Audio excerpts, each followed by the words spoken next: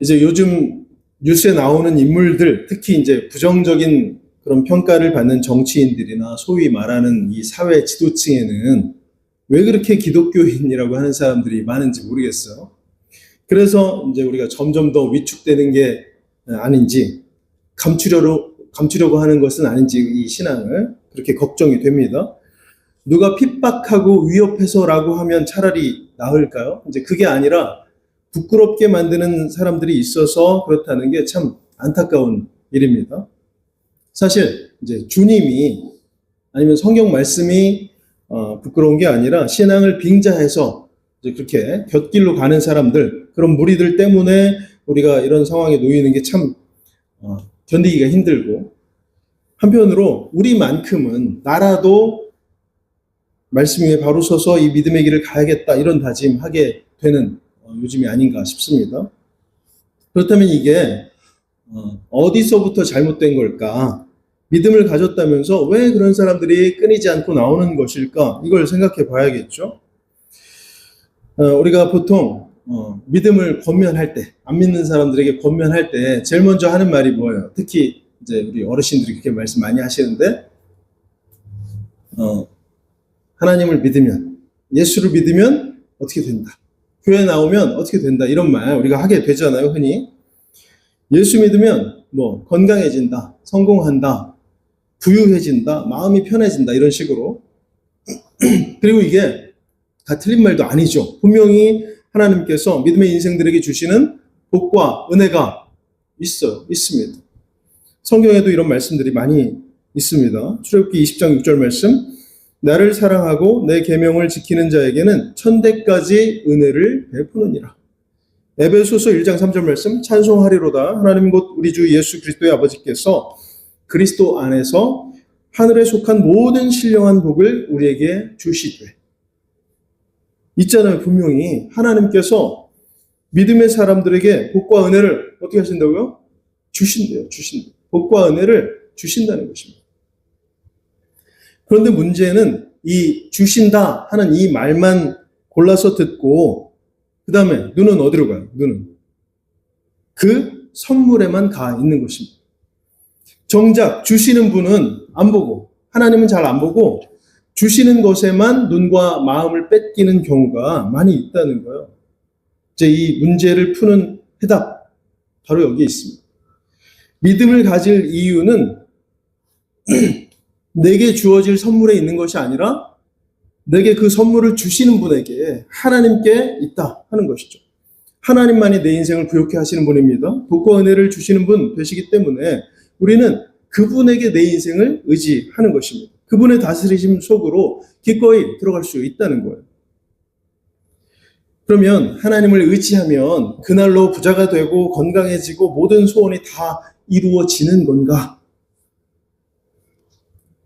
좀 전에 본 말씀 다시 보겠습니다. 출애굽기 20장 6절 말씀, 나를 사랑하고 내 계명을 지키는 자에게는 천대까지 은혜를 베푸느니라.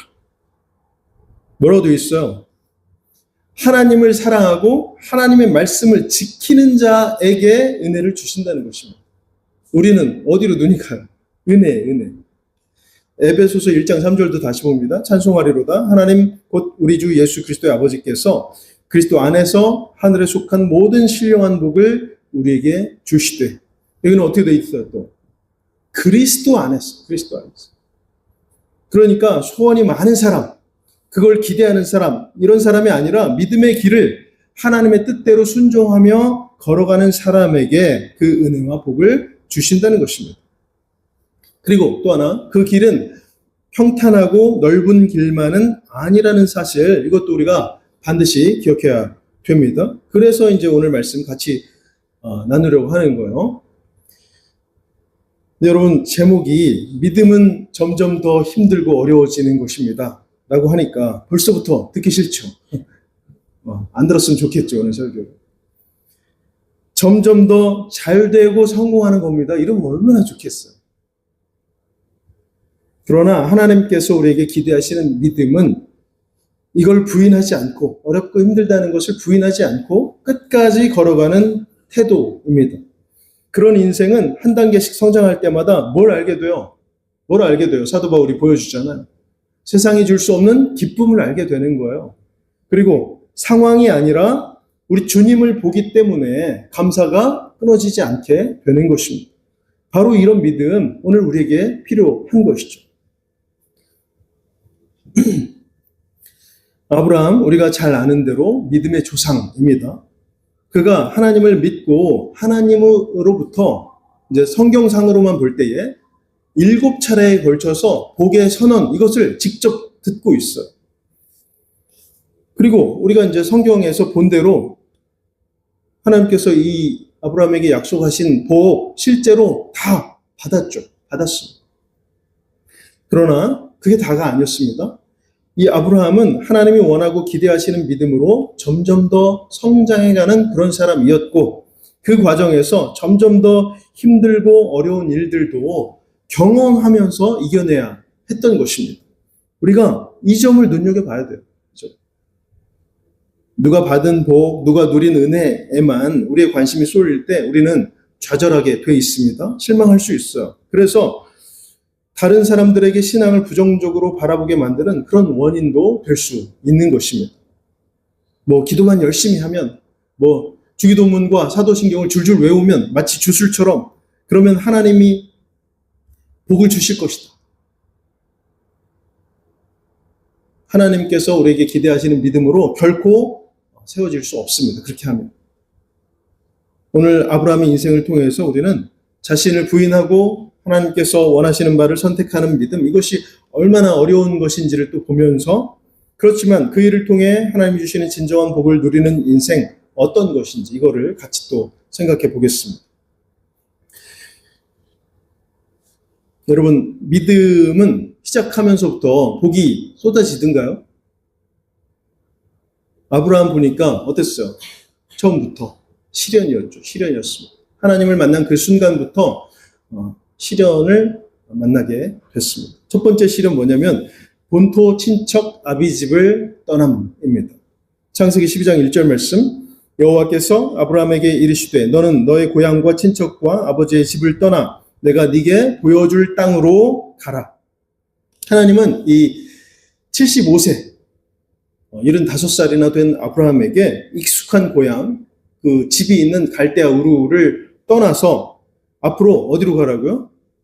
정확하지도 않아요. 네게 보여줄 땅으로 가라, 이렇게 명령하십니다. 아직 알지도 못하는 그곳으로 떠나가라는 거예요. 그저 떠나가래요. 우리가 지금도 집을 떠나는 것이 쉽지는 않잖아요. 그런데 이때 당시, 고대 사회죠. 이때 당시에서 자신의 고향을 떠나는 것, 다 일가 친척들이 모여 살잖아요. 시족 공동체를 이루고 사는데 거기를 떠나는 것은 사회적 보호막이 사라지는 거예요. 그 생존권을 포기하는 것과 같습니다. 안전과 정체성, 이것을 동시에 잃는 선택을 지금 아브라함에게 하나님이 강요하고 계신다. 그러나 하나님은 그래야 믿음이 시작하는 것이다, 이런 의미로 지금 명령하시는 것입니다. 하나님은 아브라함을 복의 근원으로 삼기 위해서 그가 의지하던 인간적인 배경으로부터 이 아브라함을 분리하시는 거예요. 지금 그를 나 중심의 과거로부터 딱 단절하시는 일이라는 것입니다. 아까 처음에 말씀드린 신앙을 부끄럽게 만드는 그런 사람들은 이걸 못하는 사람들이죠. 여러분, 믿음의 첫걸음은 내가 붙들고 있는 익숙한 과거, 이것을 내려놓는 것에서부터 시작된다. 기억할 수 있기를 바랍니다. 안타깝게도 이 과거를 붙들고 여전히 내가 중심인 채로 믿음을 살아간다, 이렇게 생각하는 사람들은 시작한다는 말만 있는 것이지 여전히 그 자리를 맴돌고 있는 그런 불행한 인생에 불과하다. 우리가 가는 길이 불확실하다고 생각되셔서 두려우신가요? 하나님은 빛이세요.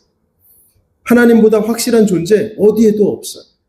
오직 그분을 보고 나아가는 그런 우리가 되기를 바랍니다. 두 번째 시련은, 아브라함에게 있어서 두 번째 시련은 뭐냐면 이스마엘을 떠나보냄, 이거죠. 더 어려워졌어요. 집을 떠나는 것보다. 21장 14절 아브라함이 아침에 일찍 일어나 떡과 물 한 가죽 부대를 가져다가 하갈의 어깨에 메워주고 그 아이를 데리고 가게 하니 하갈이 나가서 브엘세바 광야에서 방황하더니. 이제 하나님께서는 아브라함에게 그 대를 이을 아들을 주시마 약속하셨고 뿐만 아니라 그 아들을 통해서 큰 민족을 이루게 하시겠다 이런 약속까지 주셨어요. 그런데도 사라는 그것을 받아들이지 못했습니다. 그래서 인간적인 방법을 생각해낸 것이 다른 여인을 드려라. 아브라함도 그 생각에 동의했겠죠. 그러니까 그런 일이 발생했죠. 하갈에게서 이스마엘이라고 하는 아들을 보게 됐습니다. 그러나 약속하신 대로 그 자녀 이삭이 태어났죠. 약속의 자녀가 태어났습니다. 그리고 나서 갈등이 생기잖아요. 이 사라와 하갈 사이에. 결국은 이스마엘과 하갈을 광야로 내보내야 되는 그런 상황 만나게 됩니다. 근데 여러분 한번 생각해 보세요. 이스마엘이 약속의 자녀는 아니었다고 할지라도 아브라함에게 있어서 누구예요? 아들이에요, 아들. 13년 동안이나 키운 귀한 아들입니다. 그런데 이 아들을 사랑으로 키웠던 육신의 자녀이지만 어쨌든 이 아들인데 이 아들을 떠나보내라고 하니 아브라함이 마음이 편하겠습니까? 그럽시다 하겠어요? 마치 그 사지와도 같은 광야로 이 어린 아들을 내보내면서 아브라함은 아버지로서의 고통을 참 크게 느꼈을 것입니다. 내 핏줄과 단절되는 거잖아요. 그러나 또 다른 한편으로 생각해 보면 이스마엘은 하나님의 방법이 아닌 인간적인 수단, 또 인간적인 생각으로 만들어진 결과이죠. 하나님은 아브라함이 인간적인 계획이나 대안, 우리가 플랜 B라고 말하는 이것을 의지하지 않고 오직 하나님의 약속만을 바라볼 것을 원하셨습니다. 이것은 나의 최선보다 하나님의 뜻이 우선이다 하는 그런 믿음의 자세라고 할 수 있어요. 그런 훈련이 되는 것입니다. 여러분, 믿음은 오직 하나여야만 합니다. 다른 길은 없는 거예요. 하나님만 바라보고 예수 그리스도만 의지하는 것이 믿음이라는 사실을 우리가 기억하면서 그런 믿음 소유하기를 바랍니다. 아브라함에게 있어서 그럼 세 번째 시련은 또 뭐냐? 우리가 잘 아는 대로 오늘 본문 말씀이죠. 이삭을 번제로 드림, 이겁니다. 오늘 2절 말씀을 함께 보겠습니다. 2절 시작. 여호와께서 이르시되 내 아들 내 사랑하는 독자 이삭을 데리고 모리아 땅으로 가서 내가 네게 일러준 한 산 거기서 그를 번제로 드리라. 충분히 힘들고 어려운 과정을 겪으면서 아브라함이 여기까지 지금 왔습니다. 그러면 이제 앞으로는 꽃길만 있어야 될 거 아닙니까? 이런 힘들고 어려운 과정 겪었으니까 이 정도면. 그런데 아니었습니다. 하나님은 아브라함이 세상에서 가장 사랑하는 그 사람, 아들, 그리고 하나님의 약속이 이어질 수 있는 유일한 통로가 되는 이 이삭을 죽여서 제물로 바쳐라 이렇게 말씀하십니다. 명령하셨어요. 아니 후손이 하늘의 별처럼 많게 해주신다면서요. 그러면 그 시작이 되는 이 이삭이 건강하게 오래 살아야 가능성이 높아지는 거 아닙니까? 아브라함이 이렇게 하나님께 따져도 크게 이상하지 않을 그런 상황입니다. 여러분 지금 이삭, 아브라함의 뭐가 같아요? 생명과 같죠? 전부입니다.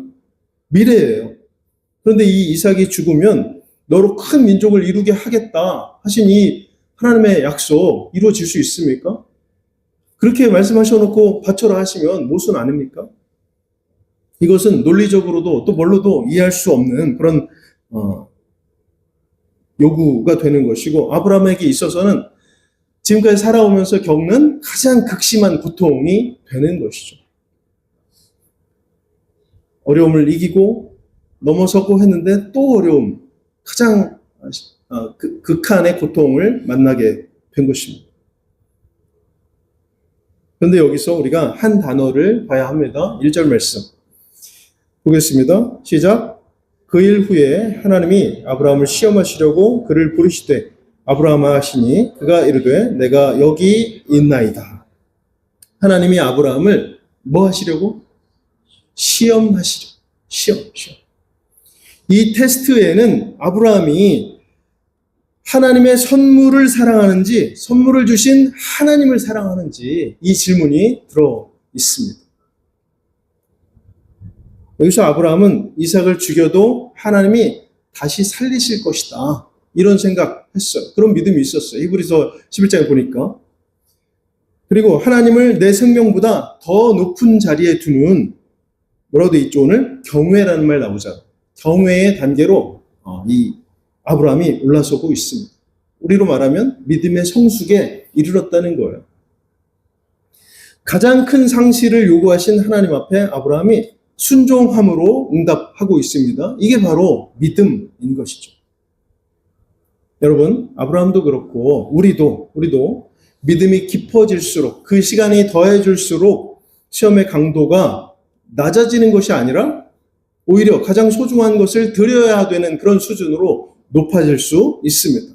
이것이 우리가 이르러야 할 하나님의 기대치인 거예요. 어렵죠.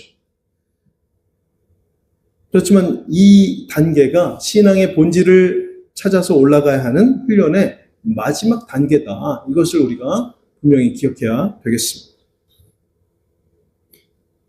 그렇다면 왜 믿음은 이렇게 점점 더 힘들어지는 건가?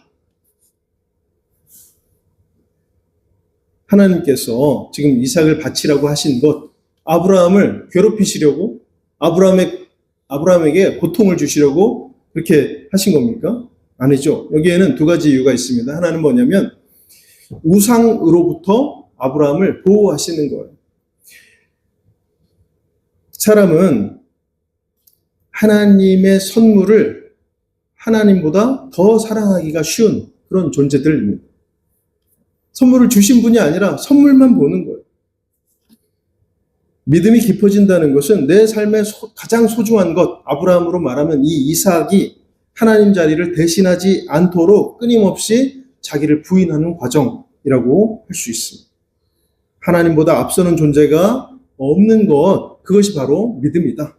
두 번째는 하나님과의 온전한 연합, 이것입니다. 오늘 12절 말씀 함께 보겠습니다.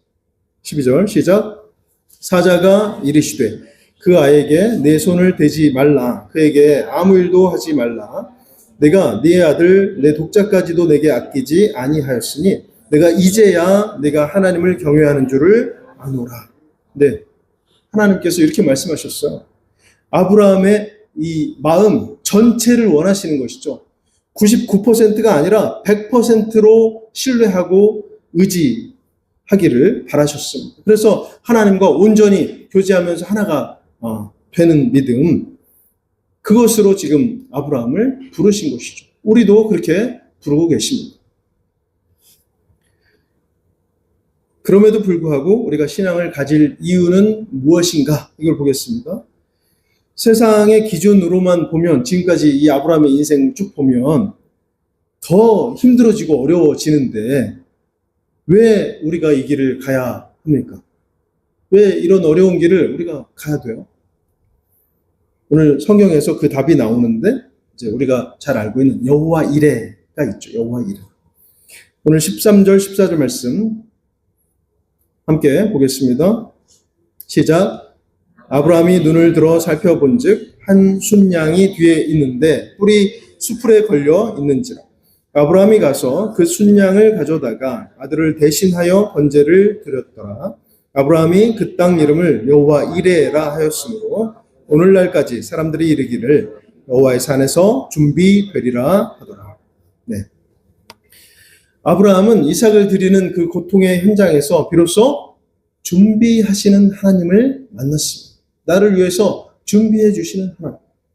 평안할 때는 결코 알 수 없는 하나님의 그 깊은 관심을, 그 사랑을 고난 가운데서 경험한 거예요. 우리도 마찬가지. 우리도 우리의 삶이 힘들고 어려워질수록 하나님을 경험할 수 있는 그 순간이 됐다 하는 것을 우리가 기억할 수 있길 바랍니다.